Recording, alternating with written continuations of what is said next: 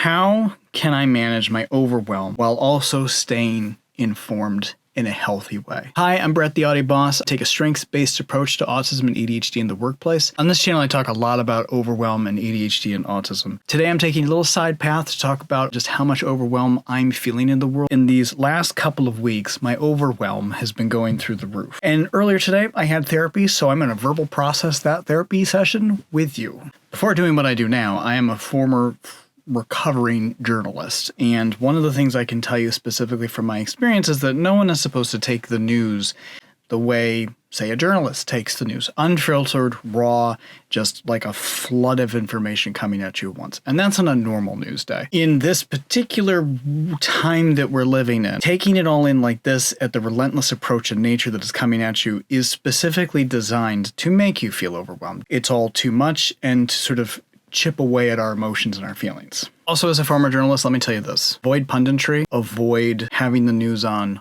all the time. Best approach to staying informed right now, but monitoring and leveling off your overwhelm, is to find factual feeds without commentary, without punditry. If you can just find somebody or a news organization or someone in print who is just going to give you the bullet points of what's actually going on without spin and without punditry, that will keep you informed. You can do this in small doses, or you can do this in small increments, or you can just take a little bit, pause, go back, take a little bit more, pause, go back. You can break it out in moments where you find it's best, either at the start of the day or the end of the day when news cycles tend to be a little bit more complete. Prioritize rest. Rest, rest, rest. Prioritize as much rest, turning off the noisemakers that are going to continue to drive your overwhelm. Go to your comfort shows. Go to your comfort space. Go to the thing that is going to provide you that cocooning nature where it allows you to just sort of give yourself back the rest and the break that you need. But even more so for those of us who have ADHD, autism, and OCD, and a lot of variations of neurodivergence. And speaking of, that's one of the things I learned today. I learned this in therapy today. My OCD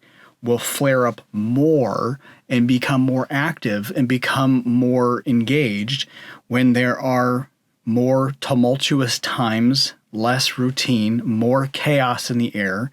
The more my OCD is going to go crazy and the more overwhelmed I'm going to feel. The trick I was told today was to not give into it, to try to recognize when my OCD is doing that, to try to recognize when these things are happening to me and try to step away from that and not engage. Specifically, I was told to acknowledge it by saying, thank you, brain, I've got it. I'm aware of that. I'm okay. And as I recognize that anxiety, try to do something for at least 20 minutes that's going to distract me or take me away from that relentless rumination or that relentless thinking that my brain is trying to tell me. And I go step away for 20 minutes. Can I go find something that maybe brings me joy? Can I go read a book, watch a TV show? Can I go do something of my comfort watch? Can I go listen to music or a podcast that is safe for me to go do? Can I go have a conversation with a friend? Engage me and distract me and activate other parts of my ADHD for 20 minutes to give my brain a chance to sort of reset that anxiety cycle that the OCD is pumping out to me so that I don't get too lost or feed the OCD too much in that moment. The other thing I was told today in therapy was, am I having my neurological needs met, not just my emotional needs? And that really struck me, that I need to sit and be more aware of where are my neurological needs. And again, we're talking about overwhelm, which is a huge neurological need because of my autism and my ADHD and my OCD. So I need to make sure that I'm taking care of my neurological needs at the same time. I was also reminded today how important it is to live joyfully, how to continue to experience joy so that I'm not giving in to the despair, so I'm not giving in to the overwhelm, so I'm not giving in to all these things that are being designed to sort of make me feel depressed or make me feel overwhelmed or make me feel hopeless. The more joy I can continue to live and try to experience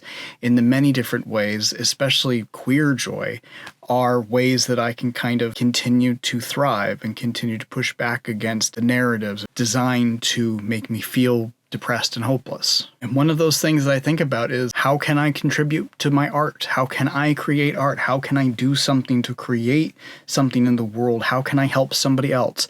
How can I do something with my time, with my energy, with my privilege? How can I do things to help somebody? A colleague reminded me today, we're all allies of somebody. So how can I do something to help somebody else? Even though I'm a member of the LGBTQ plus community, I'm still an ally to someone else. Where can I show up to be a safe person for someone? There's even things you can do to help on the smallest possible level, looking at mutual aids, food banks, donations, even the smallest thing. Can I go make one donation somewhere to a food bank? Can I go show up in one way to donate a book to my library? Can I do one small thing for one person, even to just make a small difference in the world, to also take my mind off of things, but also show up and help and do something for someone else? I was reminded today to start small, work small, start small and grow from there. Figure out where I have an interest, figure out where I can exist, figure out in the areas that I can help, and figure out where I can show up, and then show up and act in those small ways to help somebody else. And a reminder of what do I specifically have control over. And I need to remind myself of that, and I need to take action on those things so that, again, I can wrangle my overwhelm and my OCD by taking control, taking charge of the things that I have action on. And specifically, I want to address LGBTQ plus ally. Someone asked me today, what can you tell an ally for how they should show up? What can you read? What is a book that you can read? What is a way that you can show up? What is a read that you can educate yourself on? Can you show up in a way as an ally to take over some of the emotional labor that someone may have to do to educate somebody else?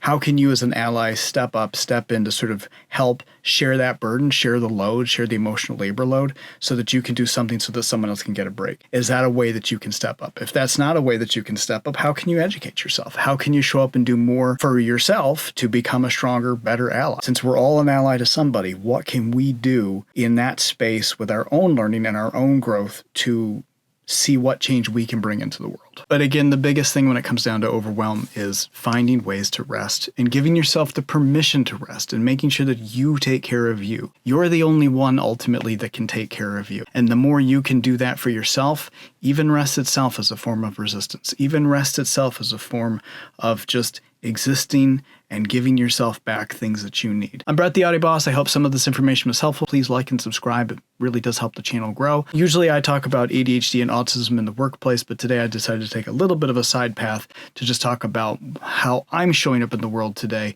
with managing overwhelm. Be sure to let me know if there's a topic or a subject you'd like for me to cover.